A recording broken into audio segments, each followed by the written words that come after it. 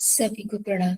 आइए, कक्षा का समय हो गया है। गायत्री महामंत्र परम पूज्य गुरुदेव परम वंदनीय माता जी का ध्यान करते हुए आज की कक्षा आरंभ करते हैं। ओम भूर्भुवः स्वः तत्सवितुर्वरेण्यं भर्गो देवस्य धीमहि धियो यो नः प्रचोदयात्। ओम गुरुर्ब्रह्मा गुरुर्विष्णु गुरुरेव महेश्वरः गुरुरेव परब्रह्मा तस्मै श्री गुरवे नमः। ओम अखण्डमण्डलाकारं व्याप्तं येन चराचरं तत्पदं दर्शितं येन तस्मै श्री गुरवे नमः। तस्मै श्री गुरवे नमः। सभी को पुनः प्रणाम। आइए आज का स्वाध्याय आरंभ करते हैं, जो कि पुस्तक गायत्री महाविज्ञान से लिया गया है और आज का विषय है मालवीय जी द्वारा निर्णय। आज का वाचन और सार प्रस्तुतिकरण आदरणीय शशि मिश्रा दीदी का है। तो शशि दीदी, आपसे निवेदन है कि अनम्यूट करके वाचन और सार प्रस्तुतिकरण कर हम सभी का मार्गदर्शन करें। जी सभी को प्रणाम। प्रणाम दीदी। जी, आज का विषय है मालवीय जी द्वारा निर्णय। स्त्रियों को वेद मंत्रों का अधिकार है या नहीं, इस प्रश्न को लेकर काशी के पंडितों में पर्याप्त विवाद हो चुका है। हिंदू विश्वविद्यालय काशी में कुमारी कल्याणी नामक छात्रा वेद कक्षा में प्रविष्ट होना चाहती थी, पर प्रचलित मान्यता के आधार पर विश्वविद्यालय ने उसे दाखिल करने से इनकार कर दिया। अधिकारियों का कथन था कि शास्त्रों में स्त्रियों को वेद मंत्रों का अधिकार नहीं दिया गया है। इस विषय को लेकर पत्रिकाओं में बहुत दिन विवाद चला। वेदाधिकार के समर्थन में सर्वदेशिक पत्र ने कई लेख छापे और विरोध में काशी के सिद्धांत पत्र में कई लेख प्रकाशित हुए। आर्य समाज की ओर से एक डेपुटेशन हिंदू विश्वविद्यालय के अधिकारियों से मिला। देश भर में इस प्रश्न को लेकर काफी चर्चा हुई। अंत में विश्वविद्यालय ने महामना मदन मोहन मालवीय जी की अध्यक्षता में इस प्रश्न पर विचार करने के लिए एक कमेटी नियुक्त की, जिसमें अनेक धार्मिक विद्वान सम्मिलित किए गए। कमेटी ने इस संबंध में शास्त्रों का गंभीर विवेचन करके यह निष्कर्ष निकाला कि स्त्रियों को भी पुरुषों की भांति वेदाधिकार है। इस निर्णय की घोषणा 22 अगस्त सन 1946 को सनातन धर्म के प्राण समझे जाने वाले महामना मालवीय जी ने की। तदनुसार कुमारी कल्याणी देवी को हिंदी विश्वविद्यालय की वेद कक्षा में दाखिल कर लिया गया और शास्त्रीय आधार पर निर्णय किया गया। विद्यालय में स्त्रियों के वेदाध्ययन पर कोई प्रतिबंध नहीं रहेगा। स्त्रियां भी पुरुषों की भांति वेद पढ़ सकेंगी। महामना मालवीय जी तथा उसके सहयोगी अन्य विद्वानों पर कोई सनातन धर्म विरोधी होने का संदेह नहीं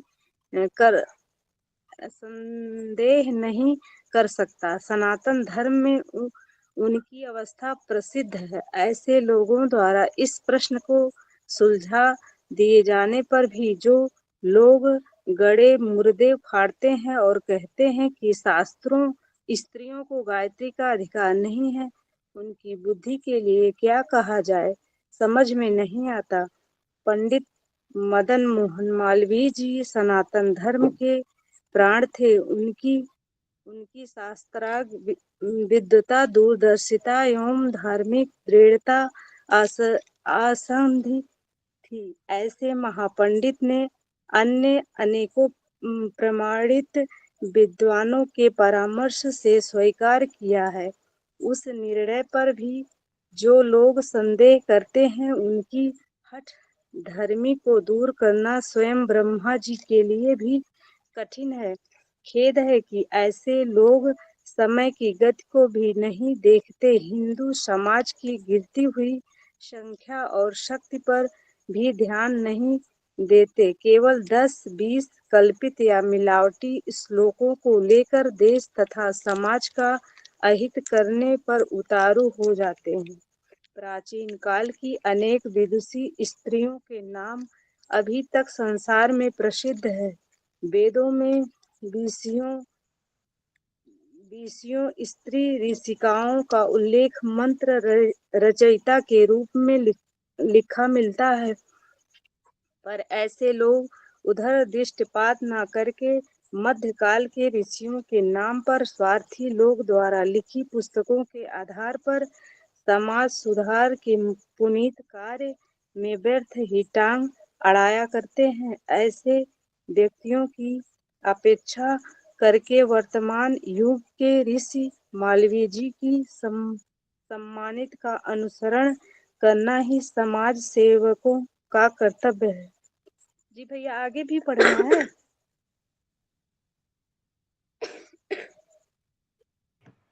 जी दीदी आगे भी है, तो अगर आप इसमें हैं तो कोई दिक्कत नहीं, पढ़ सकती, नहीं तो कोई और भी पढ़ सकते हैं दीदी। जी भैया, पढ़ देते हैं आप हम। स्थिति में है तो ठीक है। जी, स्त्रियां अनधिकारिणी नहीं हैं। पिछले पृष्ठ पर शास्त्रों के आधार पर जो प्रमाण उपस्थित किए गए हैं, पाठक उसमें उनमें से हर एक विचार उनमें से हर एक पर विचार करें, पर विचारवान को यह सहज ही प्रतीत हो जाएगा कि वेद शास्त्रों में ऐसा कोई प्रतिबंध नहीं है जो धार्मिक कार्यों के लिए सद्ज्ञान उपार्जन के लिए वेद शास्त्रों का श्रवण करने मनन करने के लिए रोकता हो। हिंदू धर्म वैज्ञानिक धर्म है, विश्व धर्म है। इसमें ऐसी विचारधारा के लिए कोई स्थान नहीं है जो स्त्रियों को धर्म, ईश्वर, वेद विद्या आदि के उत्तम मार्ग से रोककर उन्हें अनवरत अवस्था में पड़ी रहने के लिए विवश करे। प्राणी मात्र एक अनंत दया एवं करुणा रखने वाले ऋषि मुनि ऐसे निष्ठुर नहीं हो सकते जो ईश्वरी ज्ञान वेद से स्त्रियों को वंचित रखकर उन्हें आत्म कल्याण के मार्ग पर चलने से रोके।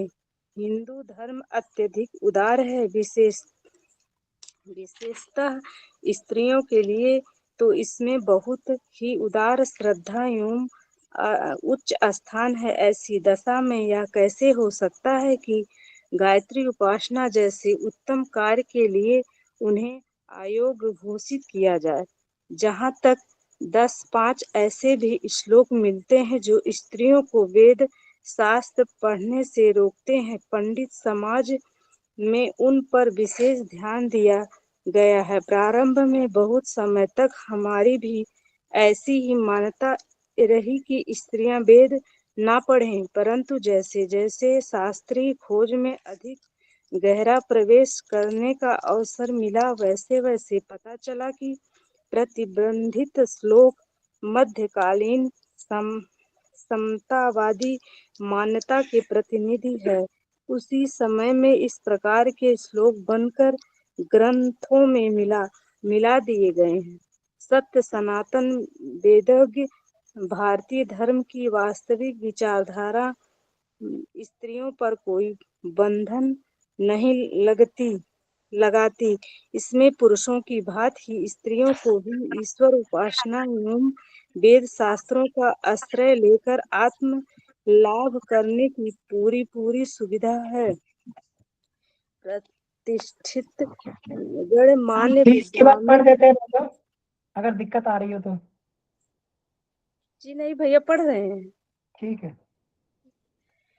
विद्वानों की भी ऐसी ही सम्मति है। साधना और योग की प्राचीन परंपराओं को जानकर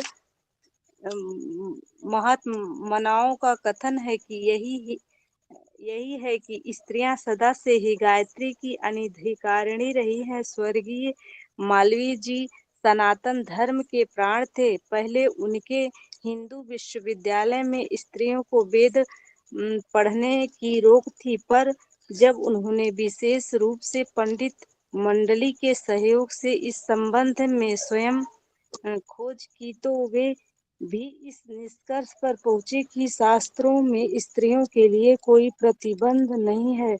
उन्होंने रूढ़िवादी लोगों के विरोध की रत्ती भर भी परवाह न करते हुए हिंदू विश्वविद्यालय में स्त्रियों को वेद पढ़ने की खुली व्यवस्था कर दी।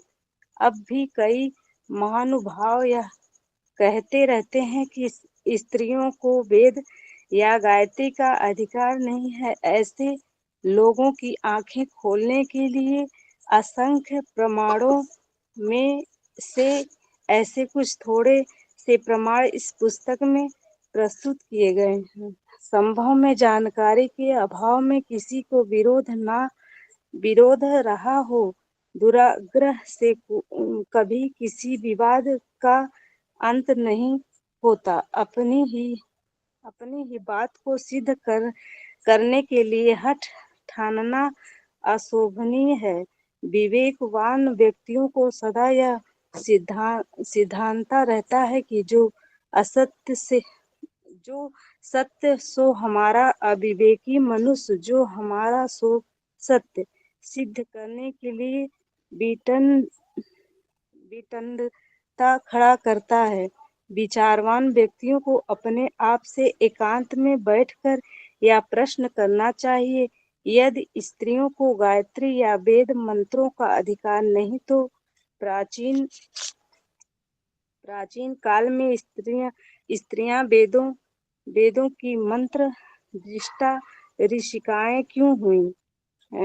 यदि वेद की वे अधिकारिणी नहीं, तो यज्ञ आदि धार्मिक कृत्यों तथा षोडश संस्कारों में उन्हें सम्मिलित क्यों किया जाता है? विवाह आदि अवसरों पर स्त्रियों के मुख से वेद मंत्रों का उच्चारण क्यों कराया जाता है? बिना वेद मंत्रों के नित्य संध्या और हवन स्त्रियां कैसे कर सकती हैं? यदि स्त्रियां अनधिकारिणी थी, तो अनसुईया, अहिल्या, अरुंधति, मदालसा आदि अगणित स्त्रियां वेद शास्त्रों में पारंगत कैसी थी? ज्ञान, धर्म, उपासना के स्वाभाविक अधिकारों से नागरिकों को वंचित करना क्या अन्याय एवं पक्षपात नहीं है? क्या नारी को आध्यात्मिक दृष्टि से अयोग्य ठहराकर उन्हें उत्पन्न होने वाली संतान धार्मिक हो सकती है? जब स्त्री पुरुष की अर्धांगिनी है, तो आधा अंग अधिकारी और आधा अनधिकारी किस प्रकार रहा? इस प्रश्न पर विचार करने से हर एक निष्पक्ष व्यक्ति की अंतर आत्मा यही उत्तर देगी कि स्त्रियां पर धार्मिक अयोग्यता का प्रतिबंध लगाना किस प्रकार न्याय संगत नहीं हो सकता। उन्हें भी गायत्री आदि मंत्रों का पुरुषों की भांति ही अधिकार होना चाहिए। हम स्वयं भी इसी निष्कर्ष पर पहुंचे हैं। हमारा ऐसी 50 स्त्रियों से परिचय है जिनने श्रद्धा पूर्वक वेद माता गायत्री की उपासना की है और पुरुषों के ही समान संतोषजनक परिणाम प्राप्त किए हैं। कई बार तो उन्हें पुरुषों से भी अधिक एवं शीघ्र सफलताएं मिली हैं। कन्याएं उत्तम घर बर प्राप्त करने में, सधवाए पति का सुख सौभाग्य एवं सुसंतति के संबंध में, और विधवाएं संयम तथा धन उपार्जन में आशाजनक सफल हुई हैं। आत्मा न स्त्री है न पुरुष, वह विशुद्ध ब्रह्म ज्योति की चिंगारी है। आत्मिक प्रकाश प्राप्त करने के लिए जैसे पुरुष को किसी गुरु या पथ प्रदर्शन की आवश्यकता होती है, वैसे ही स्त्रियों को भी होती है। तात्पर्य यह है कि साधना क्षेत्र में पुरुष स्त्री का भेद नहीं, साधक आत्मा है। उन्हें अपने को पुरुष स्त्री न समझकर आत्मा समझना चाहिए। साधना क्षेत्र में सभी आत्माएं समान है। लिंग भेद के कारण कोई अयोग्यता उन पर नहीं थोपी जानी चाहिए। पुरुषों की अपेक्षा स्त्रियों में धार्मिक तत्वों की मात्रा अधिक होती है। पुरुषों पर बुरे वातावरण एवं व्यवहार की छाया अधिक पड़ती है, जिससे बुराइयां अधिक हो जाती हैं।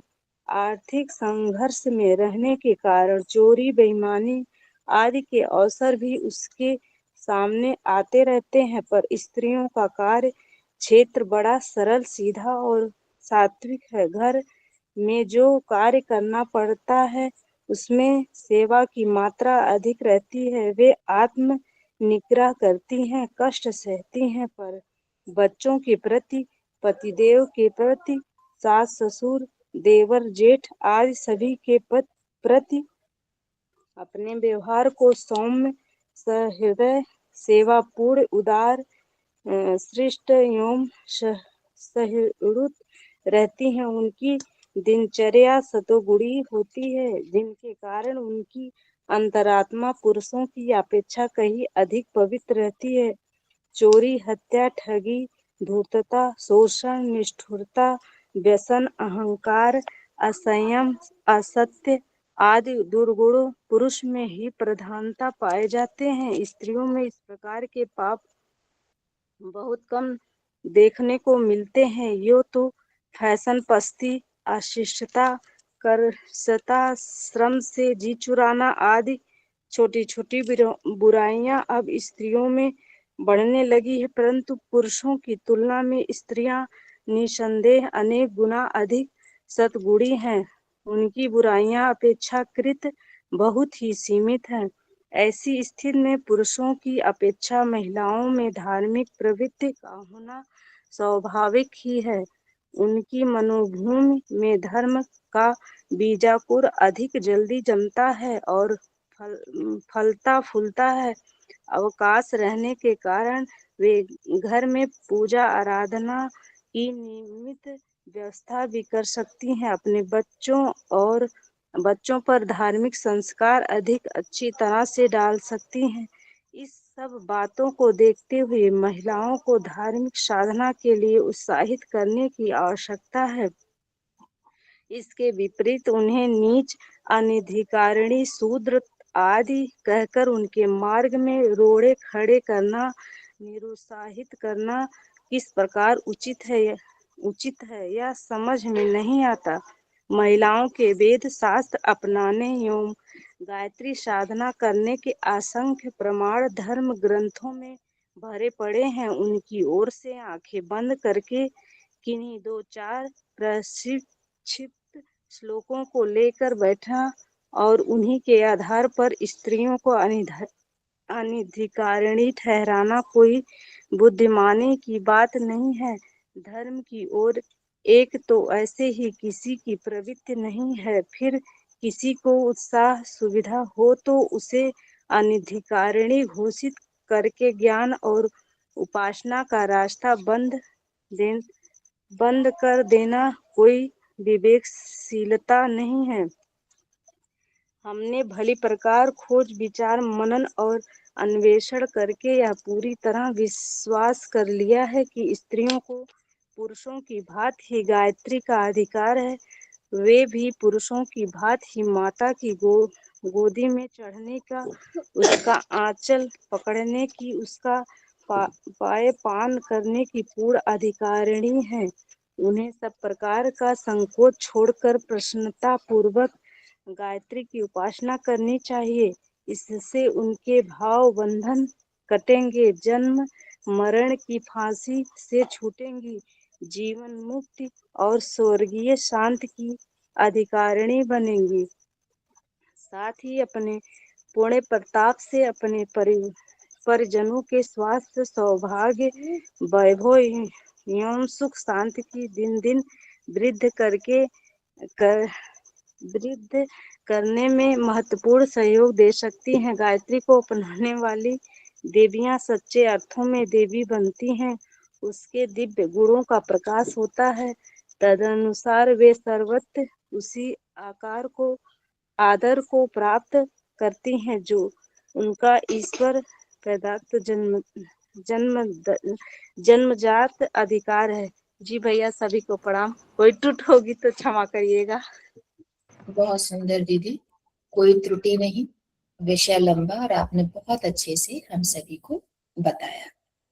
तो पिछले 2 चैप्टर्स में भी बात हुई थी कि स्त्रियों को गायत्री मंत्र करने की, वेद पढ़ने की आजादी नहीं है, अधिकार नहीं है। और इसमें भी मालवीय जी ने भी स्त्रियों के लिए, स्त्रियों के अधिकार के लिए बात कही कि उनको भी पढ़ना चाहिए। और फिर कहा कि समाज में एक जागृति होनी चाहिए।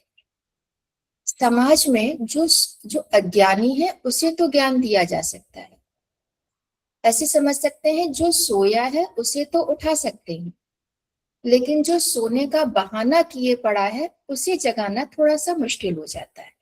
तो जो विषय में आया कि लोगों ने अपने मतलब कुछ धर्माधिकारियों ने अपने अनुसार मंत्रों को परिवर्तित कर लिया या कुछ विषयों को जोड़ दिया, तो वही आंख बंद कर लेने वाली स्थिति कि हम आंख बंद कर लेते हैं, फिर कोई फर्क नहीं पड़ता। दूसरा, कहीं ना कहीं अब इसमें भी गुरुजी ने बहुत पहले कहा कि स्त्रियां थोड़ा सा पथभ्रष्ट हो रही हैं, लेकिन फिर भी उतना नहीं, लेकिन वाकई में हो तो रही हैं। हम अधिकारों की बात करते हैं, हम कर्तव्यों की बात ही नहीं करते। जब हमें गायत्री मंत्र जप का अधिकार मिलता है तो हमारे कुछ कर्तव्य भी हो जाते हैं। कर्तव्य वही कि हमें थोड़ा सा सेवा भाव की तरफ से जिम्मेदारियों को उठाना, बहुत सारी चीजें हमारे साथ जुड़ जाती हैं। यदि हम उनका पूरा ध्यान रख पाते हैं, ऐसा नहीं है कि हम अगर सिर्फ धर्म धारणा में चले गए तो अपने कर्तव्यों का निर्वहन ना करें, तो वो भी करना है। समाज में हमारी स्थिति बहुत ऊंची रही है। जो पहले भी एक किन्हीं भैया या दीदी ने कहा कि यत्र नार्यस्त पूज्यन्ते रमन्ते तत्र देवता। तो ऐसे घर जहाँ पे स्त्रियों की पूजा होती है, उन घरों में देवताओं का निवास होता है। लेकिन अब स्त्रियां भी देवी तुल्य थोड़ा सा व्यवहार रखें, तो कहीं ना कहीं समाज में जागृति है, ऐसा नहीं है। लेकिन जब व्यक्ति अपने स्वार्थ तक सोचता है, अपने आप को सिर्फ ऊंचा और ऊंचा नहीं उठा रहा है, वो अब ऊंचा उठाने का दायरा ऐसा हो गया है कि मैं तो नहीं उठ रहा हूं, दूसरे की लाइन छोटी कर दो। तो जब हम बराबरी की बात करते हैं, कहीं कर लेते हैं, कहीं नहीं करते हैं। और वेदों की अगर बात करें तो जितना जो अभी इस अध्याय में भी बात हुई कि स्त्रियों के पास थोड़ा समय होता है, और वो जिस तरीके के कार्यों में होती हैं, जैसे गृहस्थी संभालना, सेवा करना, तो उनको तो समय भी मिल जाता है, उनकी मानसिक स्थिति भी वैसी रहती है। पुरुष या हमारे भाई लोग जब समाज में निकलते हैं तो बहुत सारी कटुताओं का सामना करना पड़ता है, और जब कटुताएं वो झेल रहे हैं तो उनके मन मस्तिष्क पर भी उसका कहीं ना कहीं असर पड़ जाता है। तो स्त्रियों को स्वयं भी जागृत होने की आवश्यकता है, और समाज में जो सोया है वो जाग जाएगा, वहां दिक्कत नहीं है। लेकिन जो सोए का बहाना किए पड़ा है, ज्ञान नहीं है, कोई बात नहीं, क्योंकि वो खाली है, वो ज्ञान दिया जा सकता है। लेकिन जो एक अपना ज्ञान कि मैं ही सही हूं वाला लिए है, क्योंकि ये पीढ़ियों से चला आ रहा है, वहां पे थोड़ी सी दिक्कत आती है। तो आइए इसी पर चर्चा करते हैं कि मालवीय जी ने उस समय निर्णय लिया, हिंदू विश्वविद्यालय में स्त्रियों को पढ़ने का अधिकार मिला। आज और बहुत पहले जब हमारे यहाँ वेदज्ञ रही हैं, तो आज क्यों नहीं। इस विषय को और आगे बढ़ाते हैं। अमन भैया, वीरेंद्र भैया, गोकुल भैया, शंभू भैया, आप सभी से निवेदन है और दीदी लोगों से भी निवेदन है कि वे अपनी बात रखें और इस विचार को आगे बढ़ाएं। तो वीरेंद्र भैया, आपसे आरंभ करते हैं। जी दीदी प्रणाम। सभी बहन भाइयों को प्रणाम। दीदी पिछले 3 दिन से लगभग यही टॉपिक है इस बुक से, और अगर हम अपने स्तर पर गहराई से चिंतन करें तो समस्या तो है, मुझे एक बात याद आती है, 96 या 97, 96 97 की घटना थी। हमने शुरुआत की थी उस समय गायत्री परिवार में काम करने की। तो हमने दीदी अपने गांव में ये कराया था, बड़ा प्रोग्राम था, शाम को दीप यज्ञ था, सुबह में यज्ञ था। तो आप तो नहीं जानते होंगे, अमन भैया जानते हैं, हमारे पड़ोस में सोलाना है, वहां पे एक टीम है, बड़ी मजबूत टीम है वो, 8-10 लोग चलते हैं और उनके पास संगीत का पूरा सिस्टम है। भैया जानती हूँ और 3 बार होकर आई हूँ वहां। अच्छा अच्छा, चलिए ठीक है ठीक है। तो उनसे हमारा बहुत घनिष्ठ संबंध रहा है, आज भी है। तो अब देखिए 97 96 की 97 की बात है ये। तो उस समय शाम के दीप यज्ञ में संगीत के साथ किया गया था। तो एक हमारे गांव में उन्होंने हमको पढ़ाया था, मास्टर जी थे वो, और अच्छे प्रकांड पंडित भी थे वो उस समय में। अब तो नहीं रहे हो। तो वो भी आए थे। तो उन्होंने इस बात पे बाद में विरोध जताया था कि भाई गायत्री मंत्र म्यूजिक के साथ तो नहीं गाया जाता। ये तो हमने पहली बार सुना है, ढोलक पे या संगीत के साथ गायत्री मंत्र बजा रहे हैं। तो लोगों ने कहा कि भाई वो त्यागी जी हैं, वो करा रहे हैं इसको, वो बताएंगे। अब मुझे बुलाया गया। अब चूंकि मेरे खुद के वो कक्षा 5 में टीचर रहे थे और फिर बहुत सम्मानीय थे, तो मैंने कहा देखो जी, मैं तो इतना नहीं जानता भी इस चीज के बारे में। आप सुबह हवन में आए, हम आपकी इनसे बात कराएंगे, फिर वो आपको बताएंगे क्या है। खैर वो बात अलग थी, वो सुबह को नहीं आए, नहीं टाइम मिला होगा उनको। एक तो ये घटना बतानी थी। यानी जो प्रकांड, समस्या आम लोगों की नहीं है दीदी, समस्या उनकी है जो अच्छे पढ़े लिखे योग्य हैं, इस क्षेत्र में काम कर रहे हैं, अच्छे पंडितों में गिने जाते हैं। एक मैं और घटना बताऊंगा, अभी 4 साल पहले घटना है। मैं एक्चुअली, मेरी वाइफ को मेरी मुंह बोली बहन लगती है यहीं गाजियाबाद में। वो किसी उनके यहाँ लेके गुप्ता जी थे को, जो ज्योतिष का काम करते थे। वैसे जॉब में रहे वो, तो काम करते ज्योतिष का, बड़े अच्छे ज्योतिषी थे वो। तो वाइफ को मुझे लेके जाना था, मैं उनको बाइक पे साथ ले गया था। मैं वैसे इन चीजों में विश्वास नहीं करता, लेकिन चूंकि हमारी वाइफ ने मन बना लिया जाने का, मगर चलो ठीक है, तुम्हारा मन बहलाने के लिए चले चलते हैं साथ में। हम जाके वहां बैठ गए। जो टॉपिक था उस पर बात चलती रही। पता नहीं कहाँ से गायत्री का की चर्चा शुरू हो गई, तो वो एकदम से गुप्ता जी बोले कि भाई आम आदमी को तो गायत्री मंत्र का जब बिल्कुल नहीं करना चाहिए। तो मैं चुप बैठा रहा, मैं कुछ बोला नहीं। और आम आदमी गायत्री मंत्र का जब करता है तो ये नुकसान हो जाता है, वो नुकसान हो जाता है। उन्होंने उन्होंने दीदी 2 मिनट खूब अच्छा भाषण झाड़ा। मैं शांत भाव से सुनता रहा। जब 2 मिनट हो गए उनको बोलते बोलते, मैं उनसे बोला, मैं गुप्ता जी मेरी बात सुनो, आप गायत्री मंत्र की उपासना करते हो कि नहीं? मैं तो नहीं करता। फिर आपको इतना ज्ञान कहाँ से आ गया इसके नेगेटिविटी के बारे में? मैंने कहा मैं आपको बता रहा हूँ, मैं पिछले 25 साल से गायत्री मंत्र की उपासना कर रहा हूँ और दिल खोल कर रहा हूँ, मैं आपके सामने कह रहा हूँ। पंडित श्री राम शर्मा आचार्य से सुन शांति कुंज गायत्री पर जुड़ा हुआ हूँ। और मैं पिछले 25 सालों में मुझे किसी पॉइंट पे कहीं भी कोई नुकसान तो बहुत बड़ी बात है, उल्टा फायदा हुआ है। मैं कहा मैं भौतिक क्षेत्र में भी और आत्मिक क्षेत्र में भी बराबर प्रगति कर रहा हूँ। आप क्यों खामखा के बाबा, जिन बातों को आपने जांचा नहीं, परखा नहीं, आप जानते नहीं, खामखा कहीं आपने सुन लिया, कहीं पढ़ा हुआ देख लिया और आप उनका प्रचार कर रहे हो, क्यों कर रहे हो? मैं कहा ऐसा। फिर वो बोलेगा नहीं भैया, हमने तो ऐसे सुना है इसलिए बता रहे हैं। तो चूंकि अब मैंने कहा ना कि मैं 25 साल से जप रहा हूं, तो फिर वो डाउन हो गए। तो ये स्थिति है। अब अगर आज अब की बात करें, तो मेरा कहना यह है कि अभी हम पिछले 2 चैप्टर में पढ़ा है कि वेद काल में, वैदिक कालीन युग में हमारी महिला बहनें जो है वो मंत्र दृष्टा रही हैं, विदुषी रही हैं। अब मेरा अपना पर्सनल विचार है कि जैसे जयंती दीदी की क्लास हुई है, या एक दिन अनीता दीदी आई थी, या आप बैठी हैं, किशोरी दीदी हैं, आप गृहस्थ में रहते हुए गृहस्थ की पूरी जिम्मेदारी का पालन करते हुए आपका नैतिक स्तर इस जिस लेवल पे है, देखिए मैं एक कॉमन बात कह रहा हूँ, गृहस्थ की पूरी जिम्मेदारी का बराबर पालन करते हुए, क्योंकि आप भी मुझे लगता है गृहस्थ में हैं, जयंती दीदी भी हैं, अनिता दीदी हैं, किशोरी दीदी हैं, और भी कई कई लोग हैं, कई महिलाएं हैं। क्या ये विदुषियों से कम है? गृहस्थ की जिम्मेदारी का प्रॉपर रूप से पालन करते हुए आप इन सबका नैतिक स्तर जिस लेवल पे है, मैं तो ये मानता हूं कि अगर इनको फुल फ्लैश टाइम दिया जाए तो ये विदुषियों से कम नहीं है। और थोड़ा आगे बढ़े तो मेरा मानना ये दीदी कि जो लोग कह रहे हैं ना, अच्छा आज देखो तो तमाम कथावाचक जो बोलते हैं, जो आज के इस समय के भारतवर्ष के फेमस कथावाचक हैं, नाम तो नहीं लेना चाहूंगा मैं किसी का, सब भी इस बात को कहते हैं कि हाँ सब आम आदमी को गायत्री मंत्र नहीं जपना चाहिए, स्त्रियों को वेद का अधिकार नहीं है। पता नहीं है लोग, या तो मतलब मेरा मानना है कि खाली उन्होंने किताब में पढ़ लिया, और जो मंत्र है ना जी, अब जब आप एक चीज सोचिए, मैं गुरुदेव ने गायत्री महाविज्ञान लिखने के लिए ऐसा सुना है मैंने कि लगभग 2000 किताबों का अध्ययन किया था। 2000 किताबों का निचोड़ है जो गायत्री महाविज्ञान है हमारा ये। तो उस ऋषि की मेहनत देखिए कि वो कितने मंत्र कहाँ-कहाँ से निकाल कर हमारे सामने रखे हैं उन्होंने। अब अगर इन पे भी हमें इफ एंड बट लगाना है, तो दीदी फिर हमारा कुछ नहीं हो सकता है। फिर तो ये मानिए कि हमारी मानसिकता वही है कि हम सोए नहीं हैं, हम नींद का बहाना कर रहे हैं। और हम तो यहाँ जितने लोग बैठे हैं, मेरा मानना तो ये है कि हमें तो गुरुदेव की बात में इफ एंड बट नहीं लगाना चाहिए। गुरुदेव ने कहीं कुछ लिख दिया है, हमें उसको पत्थर की लकीर मान के चलें, हमारे वो इष्ट हैं, हमारे आराध्य हैं।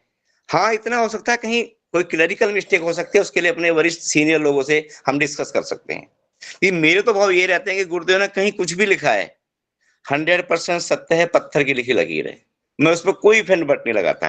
अगर गुरुदेव ये कह दिया कि एकादशी को आपको ये नहीं करना है, ठीक है, सारे शास्त्र क्या कहते हैं, पुराण क्या कहते हैं, महिलाओं की मान्यता क्या कहती है, घरों में बड़े बूढ़ों की मान्यता क्या कहती है, मेरे लिए कोई वैल्यू इस चीज की नहीं होती। हमारे गुरु जो कह रहे हैं, वो ऐसी हवा में नहीं कह रहे, वो कोई आम इंसान नहीं है। तो पहले तो हमें गुरु पे विश्वास करना चाहिए। और अगर हम गुरु पे विश्वास करें अपने पे, उनकी विराटता को देखें, उनको समझें, उनकी गहराई को समझें, तो समस्या नहीं रह जाती है। और बाकी जो लोग हैं ना, जो आप पता नींद का बहाना करे पड़े हैं, दीदी इनको पड़े रहने दीजिए, उनसे कुछ होने वाला भी नहीं है। ये कल जग भी जाए ना, आपके साथ आ भी जाएंगे, तो ये समस्या ही खड़ी करेंगे। इससे अच्छा ही चुपचाप पड़े रहें, अपना कपड़ा ओढ़े और गुरुदेव युग को बदल के आगे ले जाएंगे, समय आगे निकल जाएगा, बेचारे पड़े रहेंगे। एक पुरानी बात याद आती है, कहीं लिखा है गुरुदेव ने कि ये जो हमारे समाज में बड़े बूढ़े लोग हैं, जो अपनी बात पे बहुत जोर लगाते हैं, अडिग हो जाते हैं, मरने मारने को तैयार हो जाते हैं, तो गुरुदेव ने लिखा है कि ये इनको इस तरह मानिए कि जब कीकर का पेड़ होता है ना, वो जो सूख जाता है, उससे तुलना की है गुरुदेव ने उनकी, कि इनका एक ही इलाज है, इनको संसार से जाने दीजिए, इन पे ज्यादा फोकस करने की आवश्यकता नहीं है। यदि हम ये खुद देखें कि हम अपने स्तर से क्या कर सकते हैं, मेन बात ये आती है। हम तो उस चीज को एक्सेप्ट कर जो हमारे गुरुदेव कह रहे हैं, एक्सेप्ट करें, उसको लेकर आगे बढ़े, जहां तक हमारा प्रभाव है वहां तक उसको आगे चलवाएं। जी दीदी, यही कहना था अपनी बात। प्रणाम। बहुत बहुत धन्यवाद भैया। बिल्कुल, अगर हम प्रश्न चिन्ह लगा देते हैं तो फिर हमारी विश्वास और आस्था कहीं नहीं, फिर एक दिखावा हो जाता है। और अगर कहीं कुछ बात समझ में नहीं आती है तो बिल्कुल हमें उस पर बात करनी चाहिए। और वो प्रश्न नहीं, वो एक शंका हो सकती है, क्योंकि हमारी सबकी जानकारी सबकी एक बराबर नहीं है। जिनके पास अधिक जानकारी है, जिनका ज्ञान अधिक है, जिनका अनुभव अधिक है, उनको हमें साथ लेके चलना चाहिए। बहुत बहुत धन्यवाद भैया। तुषारिका दीदी, आपका हैंड रेज है, अनम्यूट करके अपनी बात रखें। नमस्ते दीदी सभी को। प्रणाम दीदी। दीदी मेरे को जहाँ तक याद है अपने बारे में मैं बता रही हूँ, 1983 में जब हमारी स्कूलिंग पढ़ाई शुरू हुई थी, मेरे पिताजी ने मेरा एडमिशन कराया था सरस्वती शिशु मंदिर में। और सरस्वती शिशु मंदिर में जब मैं गई थी, पहले दिन ही वहाँ पे नर्सरी एलकेजी यूकेजी नहीं होता था, वहाँ पे शिशु कक्षा होती थी, फिर 1 2 3 होता था। तो जब हम शिशु कक्षा में पहले दिन गए थे ना, तो उसी दिन जब जाने गए थे तो प्रेयर तो डेली होती है स्कूल में, प्रेयर के बाद ही क्लास में जाते हैं। तो जब प्रेयर हुई थी ना, या कुंदेंदु तुषार हार ढबला, उससे पहले उन्होंने गायत्री मंत्र करवाया था। तो मैं तो पहले दिन से जानती हूँ कि बच्चे मतलब गायत्री मंत्र पढ़ के बड़े हुए हैं। और स्कूल में हुई थी, वहां पे बॉयज गर्ल्स दोनों थे, ऐसा नहीं था कि सिर्फ हम ही थे, हमारे संग बॉयज गर्ल्स को उसमें पढ़ा था हम लोगों ने 5th क्लास तक। तो वहां पे गायत्री मंत्र पढ़ाया जाता था और हम लोग पढ़ के बड़े हुए हैं। तो मुझे तो ये नहीं समझ में आया कि गायत्री मंत्र नहीं पढ़ना है या लेडीज को नहीं पढ़ना है, ऐसा कुछ। लेकिन कई दिनों से जो चर्चाएं चल रही है ना, लेडीज को ये नहीं करना, वो नहीं करना। मैं अभी प्रेजेंट टाइम में हरियाणा में हूँ, रेवाड़ी में हूँ, और किराए के घर पे हूँ। तो जिस घर में मैं पहले थी, अभी 2 महीने पहले, उनके यहाँ उनकी बहू को पोता पैदा हुआ। पहले तो जब हम आए तो उन्होंने मतलब ये बेटा होने वाला, उनकी बहू प्रेग्नेंट थी, तो उन्होंने कहा कि तुषारिका प्रार्थना करना पोता हो जाए। मैंने कहा सही है, पूजा पाठ करते हैं, भगवान से कह देंगे। अब हमारे कहने से होगा या नहीं होगा नहीं पता, लेकिन हम कह देंगे। ठीक है, मेरे आने के 6 महीने बाद उनके घर में पोता हो गया। अब मुझे ये चीज पता नहीं थी, ये नियम हमें हरियाणा का पता नहीं था कि पोता होता है तो वो लोग कुआं पूजन करते हैं। फिर उन्होंने कहा कि तुषारिका ऐसा है ना, अब हमें कुआं पूजन करना है, हमारे यहाँ गेस्ट बहुत सारे आएंगे, रुकेंगे कहाँ पे, जगह की कमी होगी, आप कोई और घर देख लो। मैंने कहा अच्छा इतनी जल्दी घर नहीं बदला जाता, और अगर आपको कुआं पूजन करना ही था तो आप पहले बता देते कि हमें 6 महीने बाद कुआं पूजन करना पड़ेगा, आप मकान किराए पे ना देते, हर 6 महीने पे सामान इधर उधर करना थोड़ा मुश्किल होता है। तो उन्होंने कहा कि पहले हमें नहीं पता था कि पोता ही होगा, अगर पोती होती बेटी होती तो हम कुआं पूजन ना करते, अब बेटा हो गया तो कुआं पूजन करेंगे। ये बात मुझे हरियाणा में अभी 6 महीने पहले, मतलब अभी 2 महीने पहले पता चली, मुझे पता नहीं थी इस तरह की चीजें, मैंने सुनी नहीं थी ना मैं जानती थी, तो मुझे 2 महीने पहले पता चला अच्छा बेटी होने पे लोग कुआं पूजन नहीं करते। तो अगर बेटियों को लोग रोक देते हैं गायत्री मंत्र करने से तो हमें क्या करना है, हमने पढ़ा है, हम जानते हैं, हम करते रहे। तो बस वही है, समाज जो कर रहा है करने दीजिए, हमें सही चीज पता है, हम वो करते जा रहे हैं। Thank you. धन्यवाद दीदी। बिल्कुल, हमें जो पता है हम वो करते जा रहे हैं, लेकिन हम भी इसी समाज का हिस्सा हैं। जब हम निकलते हैं तो हमें बहुत सारी चीजें देखनी होती हैं, समझनी होती हैं, और समाज में वही बात है कि थोड़ा सा अपने आप को भी रखना है। और जब तक हम स्वयं में सुदृढ़ नहीं होंगे, मजबूत नहीं होंगे, तो हम समाज में परिवर्तन कैसे लाएंगे अगर हम जो जो कर रहा है वैसा करने देते हैं। तो विचार रखना तो हमारा हमारा अधिकार है। और जैसे भैया वीरेंद्र भैया ने कहा कि गुरु ने जो कहा, बिल्कुल गुरु की ही बात को लेकर हम लोग चलते हैं। कुआं पूजन की अगर परंपरा की बात कहें तो दीदी ये बहुत सारी जगहों पे होता है, उत्सव है। आप बेटे का उत्सव मनाएं, आप बेटी का उत्सव मनाएं, ये अपने अपने घरों की परंपराएं होती हैं। हम बहुत सारी परंपराएं जानते हैं, बहुत सारी परंपराएं नहीं जानते हैं।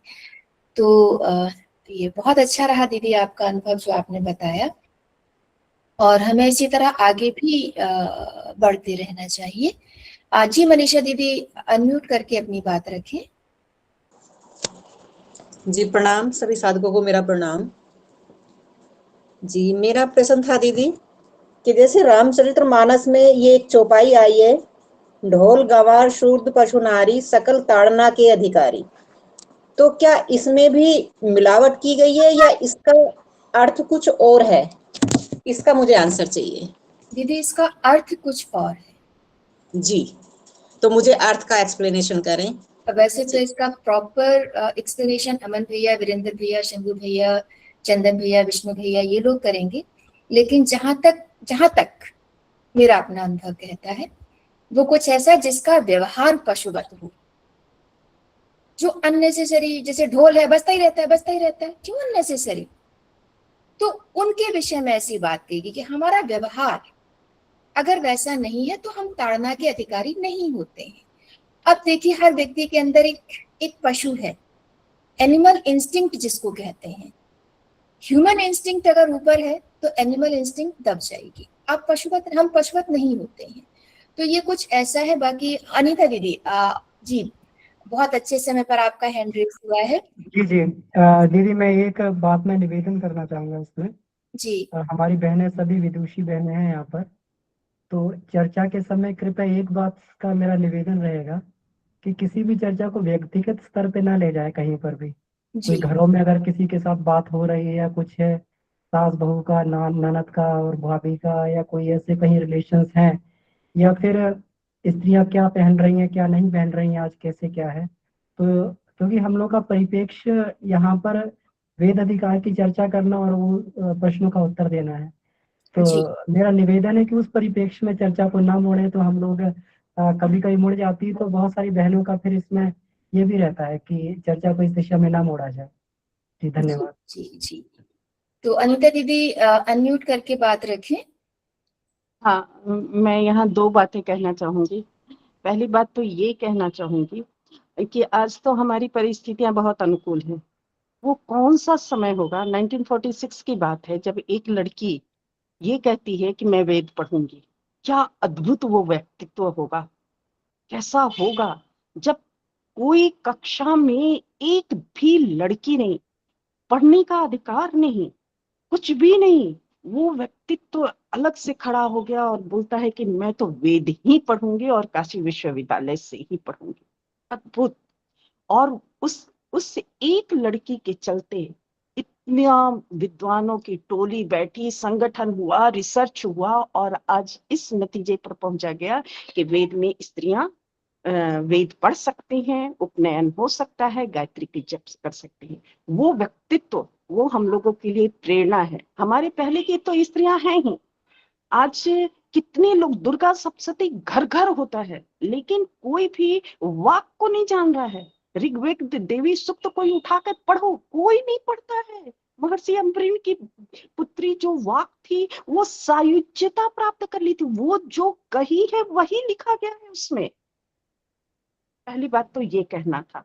क्या हम लोगों के लिए तो परिस्थितियां बहुत सामान्य है। उस समय की वो असामान्य परिस्थिति में वो असामान्य व्यक्तित्व हमारे लिए प्रेरणा का स्रोत है। दूसरी बात ये कहना है, ये जो रामायण में, रामचरितमानस में आया है, तारना का मतलब क्या क्या होता है? ताड़ने का मतलब देखना भी होता है। ताड़ना का मतलब मारना केवल नहीं होता है दी। ताड़ना का मतलब होता है देखना। उसको तार, भगवान हमको तार दिए, पार लगा दिए। तो ये जो है ढोल गंवार शूद्र पशुनारी, ये लोग जो है ना, तारने वाले हैं। इनको ये किसी की भी चाहे जिंदगी में हो, ये पार लगाने वाले हैं। और इनको उतना ही देखने, ताड़ना का मतलब क्यों ताड़ रहे हो, क्या देख रहे हो, ऐसे भी का इसके कई का अर्थ हैं। हम अपनी मानसिकता से उसके गलत, उसको अर्थ मीनिंग में लेते हैं। ये एकदम गलत नहीं है, बिल्कुल सही लिखा है। और इसकी व्याख्या हम गलत सोच से, गलत दृष्टिकोण से करते हैं। तो जब हम इसकी व्याख्या करें, चाहे तारने के लिए, पार लगाने के लिए, आज हम बहुत परेशान हैं। हम ढोल बजाना शुरू कर दें, सब लोग इकट्ठे हो जाएंगे ना, इकट्ठे हो जाएंगे, हम अपनी बात सबको सुना देंगे। तो ये ढोलक मेरे लिए क्या हो गया? पार लगाने वाला हो गया ना। गंवार है, उसको क्या चाहिए? वो पार, बुद्धिमान पार नहीं लगाता है। बुद्धिमान तो अपने अकड़ में रहेगा, वो क्या पार है। तो अब अगर गंवार है, उसको कुछ भी नहीं आ रहा है, तो उसको तारना है। उसको भी अपने समकक्ष लाने के लिए उसको पढ़ाना है, उसकी भी नैया पार कराने लिए। इसीलिए हमारा संयुक्त परिवार होता था कि कुछ पढ़ा कुछ नहीं पढ़ा तो भी सभी पार हो गए। तो इसी तरह से एक एक नारी, नारी नारी जिस घर में, कहते हैं एक पढ़ी लिखी नारी पूरे 3 कुलों को तारती है। अब यहाँ तारने का मतलब क्या हुआ? कहते हैं ना, एक पढ़ी लिखी नारी 3 कुलों को तारती है।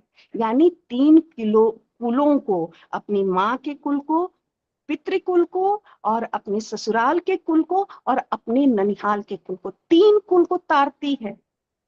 और यही 3 कुलों को फिर हम लोग ये भी देते हैं, पानी भी देते हैं पितृपक्ष में। तो 3 कुलों को तारती है, यानी 3 कुलों को पार लगाती है। तो एक एक हम इंटरप्रेट क्या कर रहे हैं, हमारे अपने अंदर का सोच इंटरप्रेशन में बाहर आता है। हम उसको किस भाव से पढ़ रहे हैं, किस भाव से देख रहे हैं। प्रणाम सभी को, जय गुरु। बहुत बहुत धन्यवाद दीदी। मनीषा दीदी, आपको आपके प्रश्न का उत्तर मिला होगा? जी मिला दीदी, धन्यवाद। नीमा दीदी, अनम्यूट करके अपनी बात रखें। दीदी प्रणाम, सभी भाई बहनों को प्रणाम। दीदी कहना था कि हम नारी कहाँ में वो किए गए, नीचे दिखाई गई। आप देखेंगी जो आत्माओं को शांत करते थे, उनको आज महापात्र, कटहा बाभन, कटहा ब्राह्मण करके पुकारते हैं लोग। जो तेरही को आते हैं, पहले वो गुरुकुल चलाते थे, पहले वो पुरोहित तैयार करते थे, वो गुरुओं को विद्या देते थे। आज उनकी हालत आप देखेंगी, आज उनकी हालत इतनी खराब है, गांव के गांव भिखमंगे हो गए। वो भिक्षा, आज लोग उनको भिखमंगा और कहते इनका मुंह नहीं देखना चाहिए, ये तो कटहा पंडित हैं, क्योंकि ये तेरही में आते हैं। जबकि 13वें दिन, 10वां के दिन उन्हीं को बुलाकर वो 13 चबूतरे बनते थे, और उन्हीं से आत्मा की, उनको आत्मा का विद्या पता था, इतने ऊंच क्लास के थे। उनकी हालत देखिए, जब उनकी हालत खराब हो गई, जब गुरु नहीं रहे, गुरुकुल नहीं रहा, तो हम नारियों की क्या हालत होती? हम तो पर्दे में कर दिए गए, बाल विवाह शुरू हो गया, सती प्रथा शुरू हो गया, क्या क्या नहीं हुआ। पूरा इतिहास भरा पड़ा है। फिर तो हम क्यों नहीं नीचे गिर जाते? हाँ, हमारा समाज अब फिर शिक्षित हो रहा, फिर हम सब उठना शुरू किए हैं, तो फिर उठेंगे। गुरुदेव जैसे युग दृष्टा आए, युग ऋषि हमारे पास आए, तो आज फिर नारियों को ऊपर उठा रहे हैं। पर दीदी हालत तो इतनी खराब हो गई थी कि आज वो कहीं आपको देखेंगे, वो गांव के गांव आपको मिलेंगे, एक जगह। लोग उनका मुंह देखना पसंद नहीं करते। सुबह सुबह वो भिक्षा मांगने के लिए आ जाते तो लोग कहते इनका मुंह देख लिए, अब मेरा मतलब महापात्र को महापात्र बना दिए, कटहा ब्राह्मण बना दिए। जो आत्माओं को शांत करने के लिए बुलाए जाते थे, जो मांगते थे वो दिया जाता था। सेजिया दान का प्रथा, गौ दान का प्रथा, जो भी प्रथा वो गुरुकुल ले जाके बच्चे जाते थे सबके, गरीब अमीर किसान राजा प्रजा सबके बच्चे गुरुकुल में पढ़ते थे। बच्चियां भी पढ़ती थीं, बच्चे भी पढ़ते थे। वो गुरुकुल चलाने वाला, जो पुरोहित को तैयार करने वाला, जो जगह जगह गुरुकुल गुरु को तैयार करता था, वही पद दलित हो गया। उसके कान में शीशे पिघला कर डाले गए, उनके पर क्या क्या अत्याचार, काट डाले गए, मार डाले गए। बहुत अंधकार युग आया और उसमें ये सब हुआ, उसी में ये नारियां ऐसे हुई। पहले ऐसी कोई बात नहीं थी। अब सब हम फिर ग्रुप में पढ़ रहे हैं, वैसे पढ़ रहे हैं। हमारे जैसे गुरुदेव आ गए, वेद मूर्ति। अब क्या, अब हम सब फिर, हम लोगों का सौभाग्य जग गया। दीदी इतना ही कहना था। बहुत बहुत धन्यवाद दीदी। बिल्कुल, इतिहास ने बहुत कुछ हमारा, या कहें जो हमारे ऊपर आक्रमण हुए, उन्होंने बहुत कुछ हमें नुकसान पहुंचाया, लेकिन आज की परिस्थितियां थोड़ी अलग हैं। अब स्वयं को जागृत होने की आवश्यकता है। अब शिक्षा के साथ थोड़ा ज्ञान की तरफ घूमना पड़ेगा। तो आइए आगे बढ़ते हैं। विष्णु भैया अनम्यूट करके अपनी बात रखिए।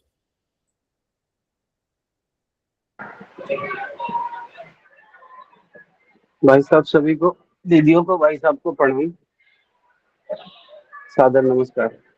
बड़ा इंटरेस्टिंग सब्जेक्ट है, मजा आ रहा है सुन के, और बहुत अच्छा एक्सप्लेन किया अनीता दीदी ने, और इसके पहले जिस दीदी ने बताया था, बड़ा अच्छा दोहा लिया रामायण से। ढोल गंवार शूद्र पशु नारी सकल ताड़ना के अधिकारी।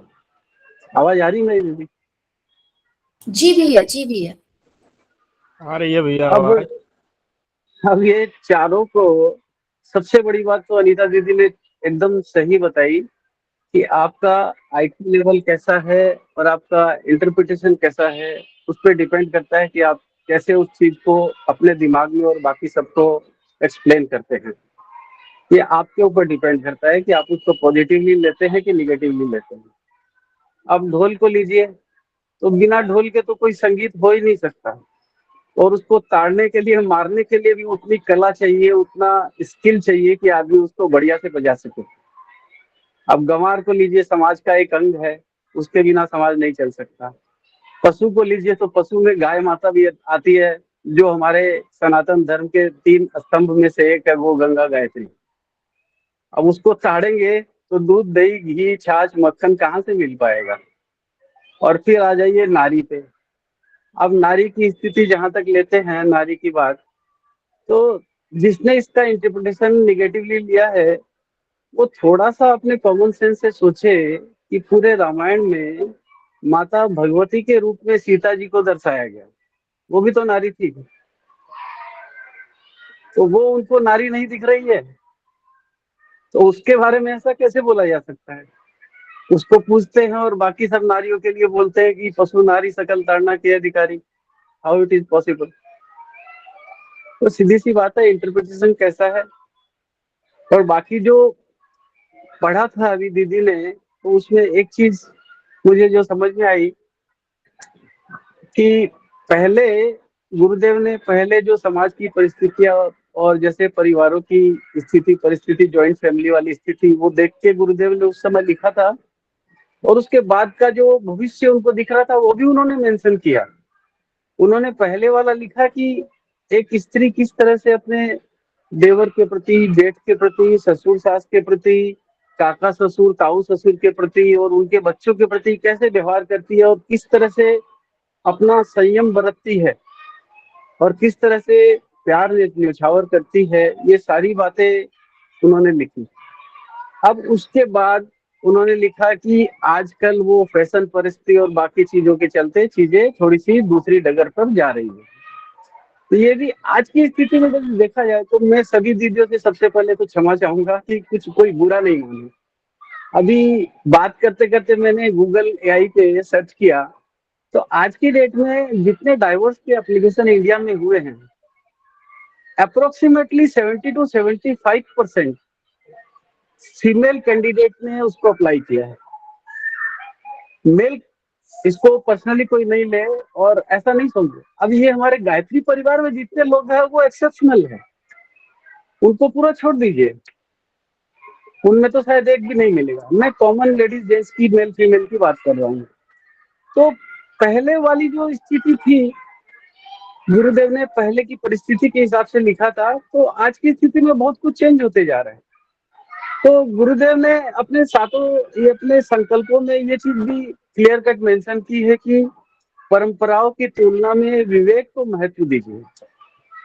अब विवेक को महत्व दें, और आज की स्थिति में यदि हम लोग देखें तो पहले एक कथन है वो भी याद आता है कि अंधानुकरण ही मरण है।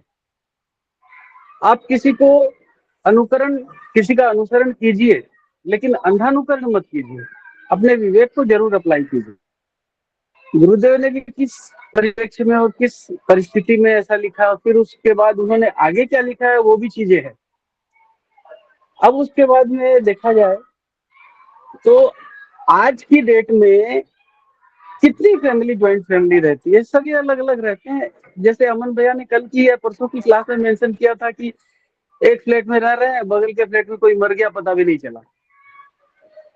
ये स्थिति हर एक के साथ में है। आज हम लोग सभी वैसी स्थिति में एक सोसाइटी में फ्लैटों में रहते हैं, और फ्लैटों में ऐसी स्थिति है कि बगल के फ्लैट में क्या हो रहा है किसी को कुछ भी पता नहीं चलता। तो वो लेडीज जो रह रही है अकेले रह रही है। कृष्ण भैया, छोटा सा निवेदन है, अगर हाँ कंक्लूड बोलिए। कर सके, क्योंकि 2 और हैंड रेस हैं अभी। हाँ, बस मैं यही कंक्लूड करना चाहता हूँ कि नारी कहीं किसी से आज की डेट में कम नहीं है, और पहले की जैसी स्थिति बिल्कुल नहीं है। और ये 1-2%, 4% ही एक्सेप्शनल ऐसे मिलते हैं जो नारियों को ऐसा नीचे समझने वाले हैं, ऐसा भेदभाव करने वाले हैं, बोलने वाले हैं। वो अपना विवेक बहुत अच्छे से यूज कर सकती है आज की डेट में, और काफी ज्यादा मेल की कंपैरिजन में फीमेल आज की डेट में ज्यादा एजुकेटेड और ज्यादा एडवांस्ड है। ये चीज हम लोगों को माननी पड़ेगी। अब छोटा सा एग्जांपल लीजिए, आज की क्लास में जो 62 मेंबर्स दिख रहे हैं उसमें कितनी लेडीज और कितनी जेंट्स है, जब देख लीजिए। मेरे को तो लगता है लेडीज ज्यादा है, जेंट्स कम है। तो फिर कहाँ नारी पीछे है? बस यही कहना चाहता था। धन्यवाद जी। धन्यवाद भैया। नारी बिल्कुल पीछे नहीं है। नारी नारी मत कहे, नारी नर की खान, और नारी से नर होते हैं ध्रुव प्रहलाद समान। स्त्री ने समर्पण करने में कुछ अपने आप को ज्यादा झुका दिया था। समर्पण के भाव तक रहे तो बिल्कुल बराबर है, और कंधे से कंधा मिलाकर चलती है। तो आइए आगे बढ़ते हैं। एसके सुमन भैया जी से निवेदन है कि अनम्यूट करके अपनी बात रखें।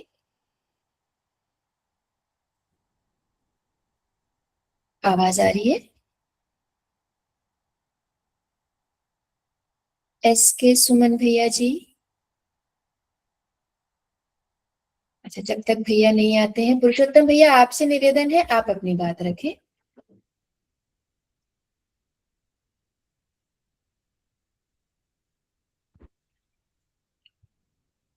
पुरुषोत्तम भैया, आवाज आ रही है मेरे क्या भाई दीदी? जी आ रही है भैया, आ रही है। अच्छा, मैं ये वाले जो छुपाई अभी सब लोग बात कर रहे थे ना, उसमें जस्ट 2 लाइन में थोड़ा सा ऐड करना चाह रहा था कि इसमें जो अपना गायत्री स्मृति है उसमें गो शब्द जो है उसके आधार पे अगर देखेंगे तो इसमें बहुत क्लियर हो जाता है इस श्लोक का। उसमें दिया हुआ है कि जो स्थिति और मनस्थिति दोनों देख के अगर बात करेंगे तो इस श्लोक का अर्थ बहुत क्लियरली पता चल जाएगा।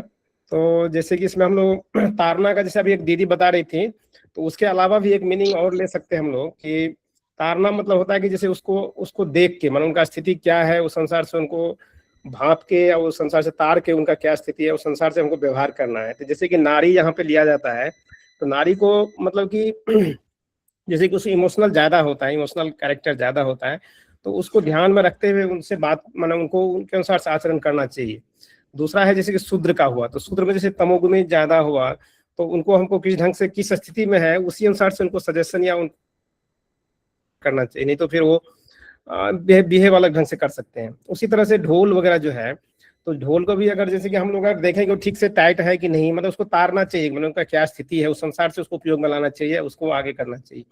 तो हमारे कहने का ये था कि मैंने ये इसको एक तरह से उनका स्थिति देख के किया जाए कि वो किस स्थिति में है, उसको कैसे उसको आगे ले जाया जाए या उसको कैसे उपयोग किया जाए यहाँ पे। क्योंकि अगर इसको नीचा दिखाने का रहता तो ये कभी नहीं हो सकता। जैसे सबरी का उदाहरण दिया गया कि सबरी के जूठे बेर वगैरह भगवान कैसे खा रहे हैं, तो इसलिए किसी भी तरह से इसमें ये कंटेक्स्ट में अगर लिया जाए तो कहीं भी ये कंफ्यूजन नहीं आएगा। लोगों को कंफ्यूजन आता है वो मेनली पॉलिटिकल कारण से, नहीं तो इसमें कहीं कोई कंफ्यूजन की बात नहीं होती है। और हम लोग अगर गायत्री परिवार के हैं तो उसमें गो शब्द का जो गायत्री स्मृति में दिया हुआ है, तो उसमें बहुत क्लियर इसका दिया है कैसे इसको इंटरप्रेट करना चाहिए।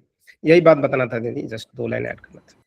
धन्यवाद भैया, बहुत बहुत धन्यवाद। पुरुषोत्तम भैया अनम्यूट करके अपनी बात रखें। जी जी प्रणाम, सभी साधकों को प्रणाम।